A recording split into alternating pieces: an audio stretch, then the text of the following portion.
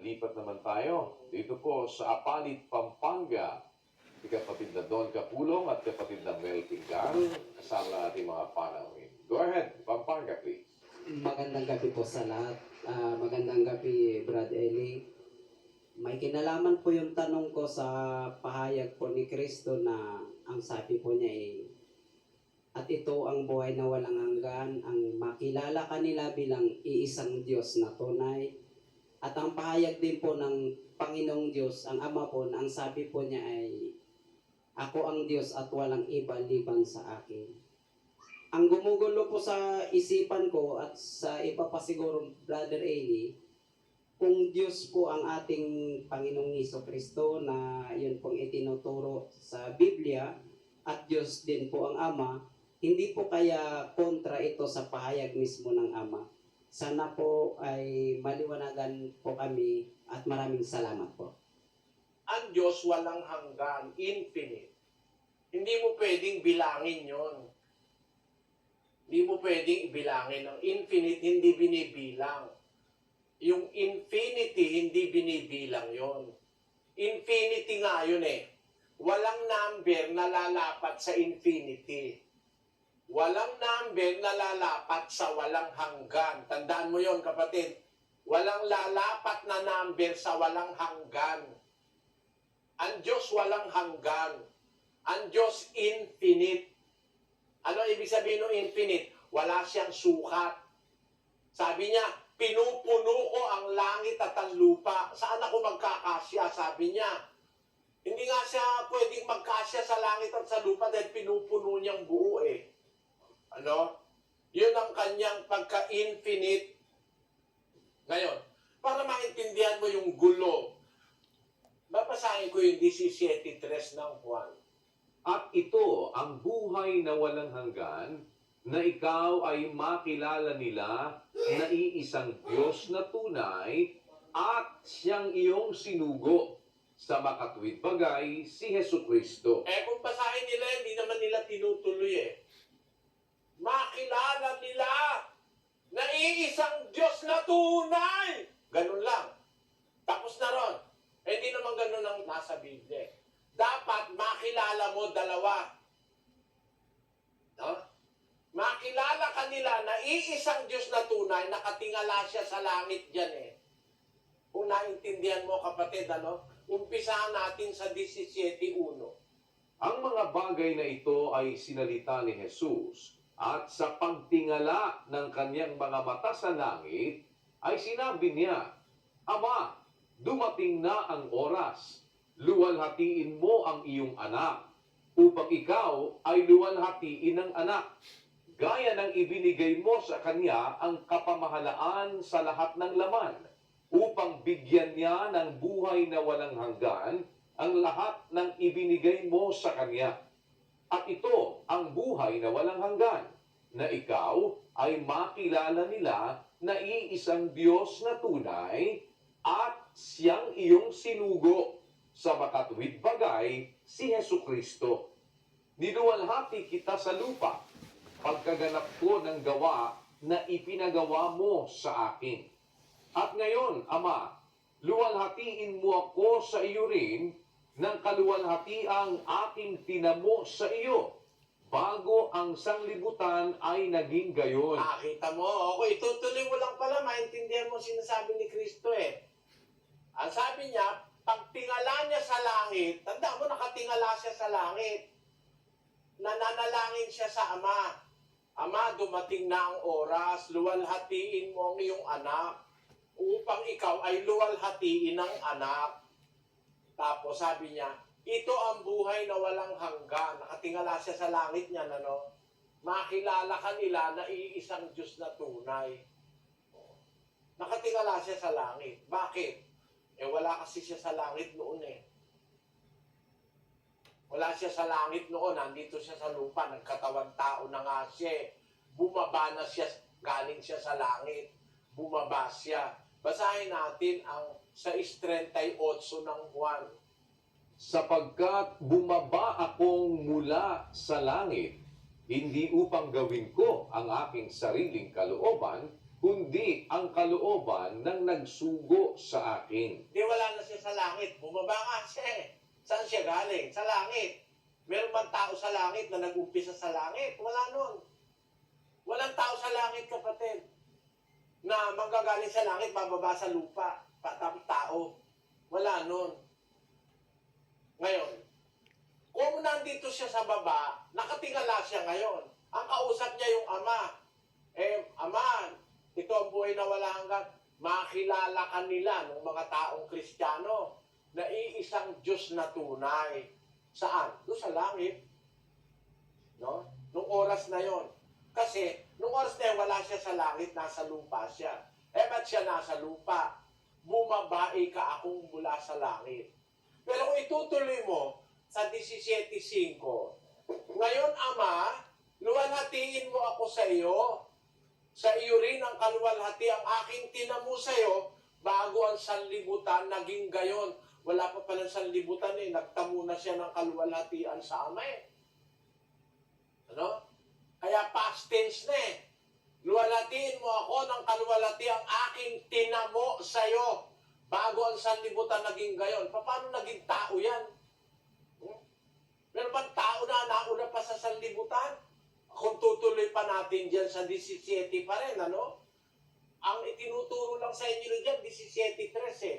Inaalis niya na yung iba eh. Punta ka sa 17:24, kapatid na Daniel. Ama, yaong mga ibinigay mo sa akin ay ibig ko kung saan ako naroroon, sila naman ay dumuong kasama ko upang makita nila ang kaluwalhatian ko na ibinigay mo sa akin sapagkat ako'y iyong inibig bago natatag ang sanglibutan. Tamo, bago pa natatagan sa libutan, inibig na siya ng Ama eh. Binigyan na siya ng kaluwalhatian eh. Kaya sabi niya, nung papanik na siya uli sa langit, Ama, yung mga binigay mo sa akin, gusto ko, kung saan ako naroroon, doon din sila dumuon. Para makita nila yung kaluwalhatiang ibinigay mo sa akin, sapagkat ako'y inibig mo bago natatagan sa libutan. Nauna pa pala siya sa universo eh. No? Paano kayong tao yan?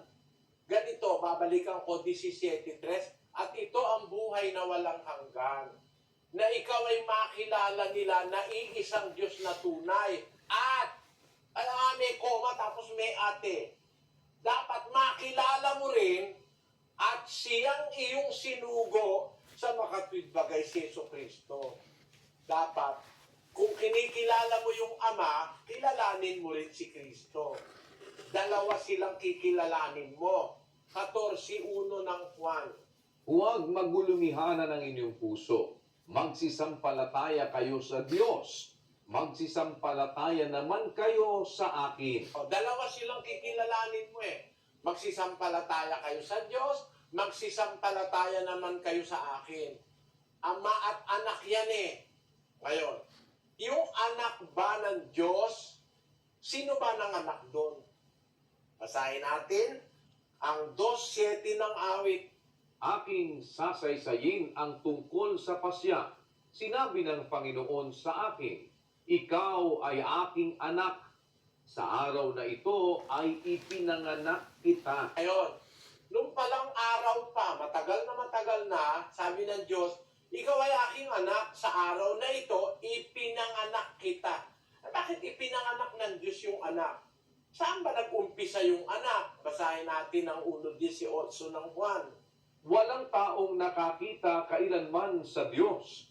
Ang bugtong na anak na nasa sinapupunan ng Ama, siya ang nagpakilala sa Kanya. Nung umpisa pala, yung anak nasa sinapupunan ng Ama. Yung anak na nasa sinapupunan ng Ama, ipinanganak niya. Kaya sabi ng Diyos, ikaw ay aking anak, sa araw na ito, ipinanganak kita. Kailan naganap yung panganganak sa Kristo? Yung Ama kasi nanganganak yun eh. Nung may kausap ako doon sa Pampanga, ibig may sabihin, ang Diyos nanganak, bakit ka tutol ka ba sa nasa Biblia? Sabi ng Diyos eh, araw na ito, pinanganak kita. Sino nanganak? Iba yung ipinanganak ni Maria. Ang ipinanganak ni Maria, yung katawang tao. Pero ang Diyos, nanganak siya mismo. Sa araw na ito, pinanganak kita. Kailan nangyari yung panganganak na yon? Bago ang sanlibutan ay natatag. Ulitin natin ang 24. Ama, yaong mga ibinigay mo sa akin ay ibig ko kung saan ako naroroon, sila naman ay dumuong kasama ko upang makita nila ang kaluwalhatian ko na ibinigay mo sa akin sapagkat ako'y iyong inibig bago natatag ang sanlibutan. Kung natatag ang sanlibutan pinanganak na siya ng Ama. Galing siya sa sinapupunan ng Ama. Ganito ngayon, kapatid, makinig ka mabuti. Hindi ba si Eva galing sa tadyang ni Adan? Basahin natin ang Henesis. Ito totoo sa Biblia ito. Wala akong dinadagdag. 2:21. At hinulugan ng Panginoong Diyos ng di kawasang himping ang lalaki. At siya'y natulog at kinuha ang isa sa kaniyang mga tadyang at pinapaghilom ang laman sa dakong yaon. At ang tadyang na kinuha ng Panginoong Diyos sa lalaki ay ginawang isang babae at ito'y dinala niya sa lalaki. At sinabi ng lalaki, ito ay buto ng aking mga buto at laman ng aking laman. Siya'y tatawaging babae sapagkat sa lalaki siya kinuha. Kaya't iiwan ng lalaki ang kanyang ama at ang kanyang ina at makikipisan sa kanyang asawa at sila'y magiging isang laman. Kita mo, doon ang galing yung prinsipyo na yung mag-asawa, isang laman. Bakit?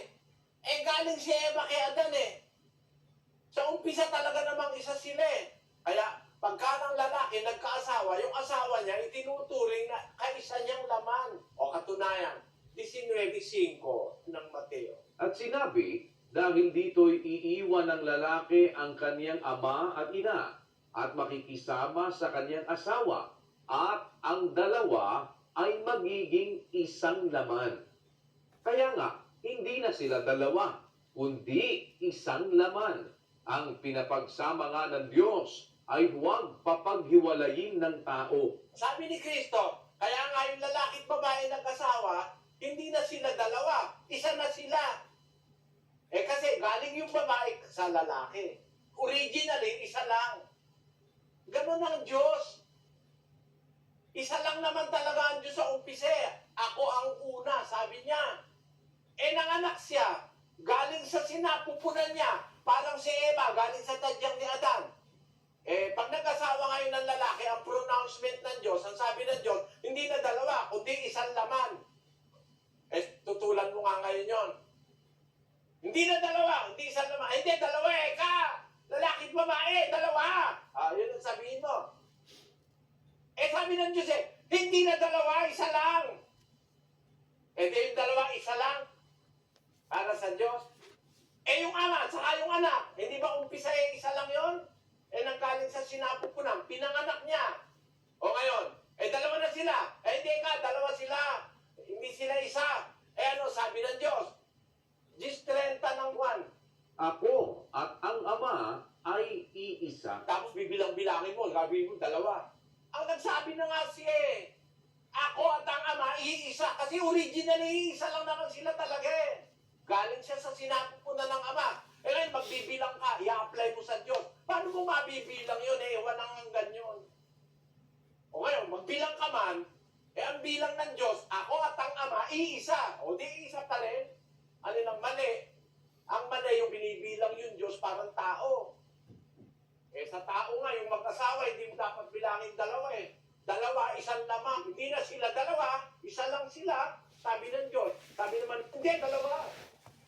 Tigas ng ulo Sinabi na nga, hindi na dalawa, isa na lang Kasi originally naman talaga isa. Ganon din yung ama't anak. Ako at ang ama, nagsasalita yung anak. Ako at ang ama ay iisa. Sinasabi niya yung absolute truth. Nang wala pa ang lahat ng bagay, ang absolute truth, nag-iisa ang Diyos. I am the first. Sabi niya, ako ang una. Ba't siya una? Wala namang nauna sa kanya Pagka siya una nag-exist. Pero pagkaraan ng ilang panahon, yung nasa sinapupunan niya, pinanganak niya doon sa eternity. Ilan na sila ngayon? Dalawa na. pero kahit dalawa, isa pa rin ang bilang. Kaya lang, ginulo. Ano ikaw ang sabi ng Diyos? Walang iba liban sa akin! Tama, wala namang ibang Diyos eh. Yung mga Diyos-Diyosan ang sinasabi sa Israel, sabi ng Diyos yun, walang iba liban sa akin kasi meron silang mga Diyos-Diyosan eh. Walang iba liban sa akin. Tama yun, wala namang mali dun eh. Wala namang ibang Diyos liban sa Kanya eh. Pero bahagi ng Kanyang kasyamaan yung Kanyang anak na nanggaling sa Kanyang sinapupunan. Tandaan mo kapatid, yun ang prinsipyo ng Biblia. Sana naintindihan mo. Maraming salamat po.